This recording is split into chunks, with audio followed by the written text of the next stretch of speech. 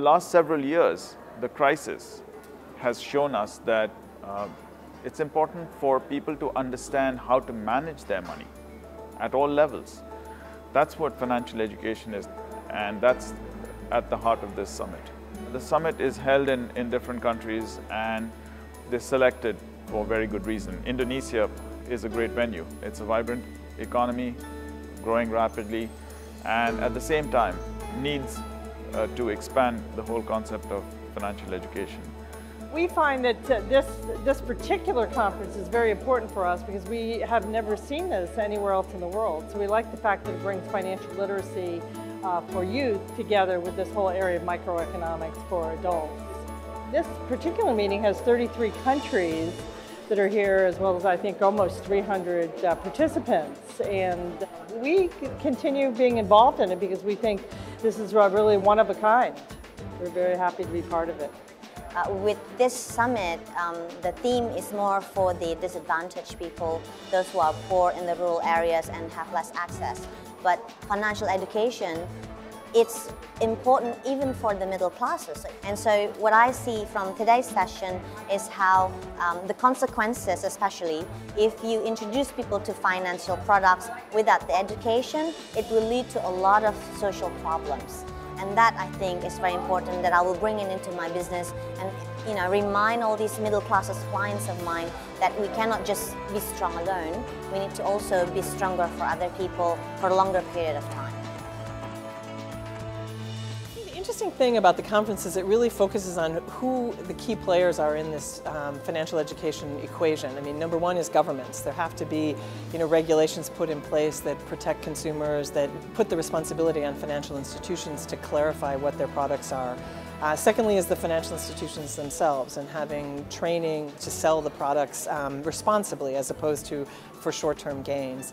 But thirdly are the consumers themselves. I mean, consumers have to take some responsibility for understanding the products that they're buying. So I think what we find in a forum like this, with the type of mixture of people who are here from different functional backgrounds and expertise and practitioners, is that we need to start financial education much younger.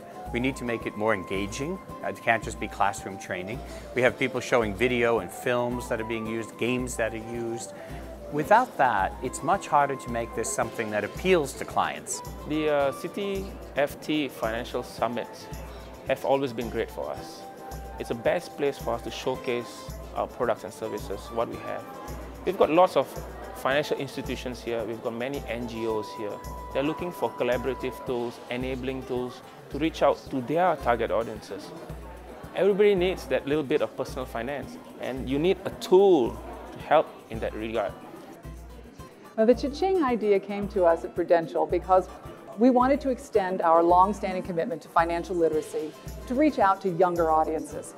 And we thought, what better way to reach into the children's minds and hearts than an animated, music-based cartoon. With the Cha-Ching program, we have found, even in the early stages, that it's been wildly successful. Parents, kids, teachers, all have embraced it very, very, very positively. But if we don't get it to them, it won't work. And that's what we all need to work together to accomplish. And this forum is an ideal platform for that. Well, there's a few things about this meeting. And one is the kind of passion and commitment that people bring to this. One that I think is quite strong for me is that you can kind of never start too young. I mean, of course, these different segments are needed because financial education doesn't stop at school. It's a kind of an ongoing process throughout people's lives. But certainly I think those foundations can be built.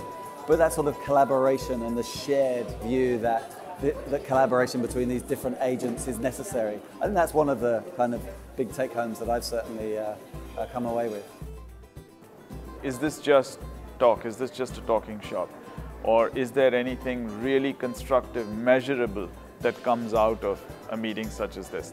What we did after the last summit in 2010 in Sydney was to do impact evaluation. What came out of that was very interesting. 73% of the people who were at that summit said that they had done something as a result of the summit. A new product, a new initiative, a new idea to take financial literacy deeper than they had done before. That's what the summit does, to try and, if you like, educate the people who are educating at the base of the pyramid. We set up an office in Singapore to train migrant workers on basic entrepreneurship and financial education. When we were designing our financial education notebook, I combined the learnings and the best practices of the different financial education advocates who were present during the Sydney conference. So it helped us a lot in designing our module and in designing our course. For this year, I've learned from the other presenters and speakers about certain principles on financial education. And I have decided that I may be inviting some of them to be resource persons to our FinEd program. Well, this is my 5th year attending this summit. And then every time I come here, it's not only for the networking and the people I meet, but also I get to get an overview of the whole trends of this financial educations. About every year something is happening.